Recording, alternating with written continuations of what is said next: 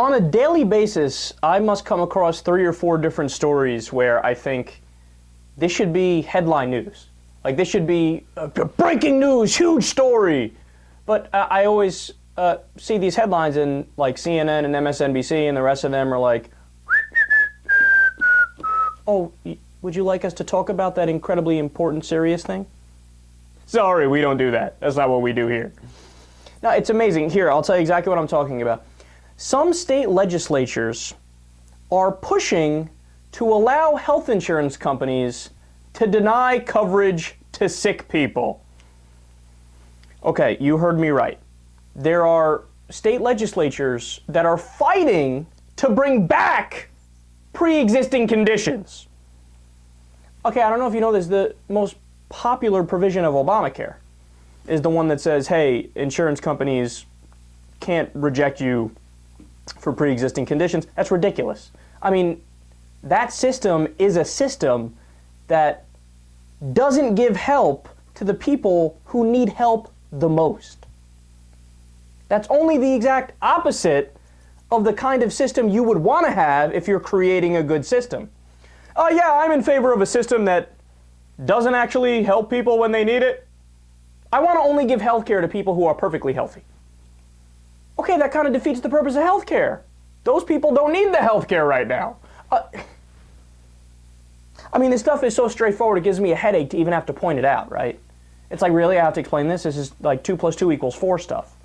So why are they doing that? Why are they doing this? That's the interesting question. And of course, they're doing it because they're corrupt. They're bought by the health insurance companies. So the health insurance companies say, listen, guys, I'm going to level with you. I need to make money. That's my job. I'm amoral. I'm a corporation. All I really care about is padding the bottom line. I have a fiduciary responsibility to my shareholders to do just that, right? And in order to do that, it's just the nature of the business that I would have to deny as much care as possible, right? And well, the people with pre-existing conditions, they are a higher risk and they sometimes cost us more money. So we want to bring back pre-existing conditions so we can kick out all these sick people. Look, did you know there's a practice called rescission? And what that means is the health insurance companies, they have whole departments that look back, go through all of the old information, all the contracts when somebody gets sick and they file a claim.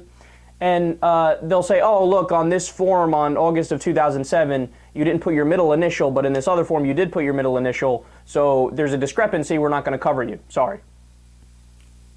It's amazing. The story that got under my skin the most, I read one about a woman who had acne, right? And the insurance company found out she had acne. Now, they said, we're not going to cover you for your cancer treatment. She's like, what are you talking about? I had acne. Everybody, almost a lot of people have acne when they're younger. What are you talking about? And they said, no, you say it's acne. We say it's cancerous skin lesions. And you didn't tell us about those cancerous skin lesions, so sorry, you're kicked off. And the legal battle that she had to fight made it so she didn't get the treatment that she needed right away, and she eventually passed away. I mean, it's unbelievable. These are like the most horrific stories you could possibly imagine. But no, they want to bring back these practices because they're just so utterly corrupt. Now, would you like to take a guess which states are doing it? Let me tell you. Texas, Arizona, Alabama, Missouri, Oklahoma, and Wyoming. Oh, would you look at that? It's all red states. It's all Republican states. I would have never guessed that. Republicans bought out by corporate America? Doing the bidding of the people who got them into office? No.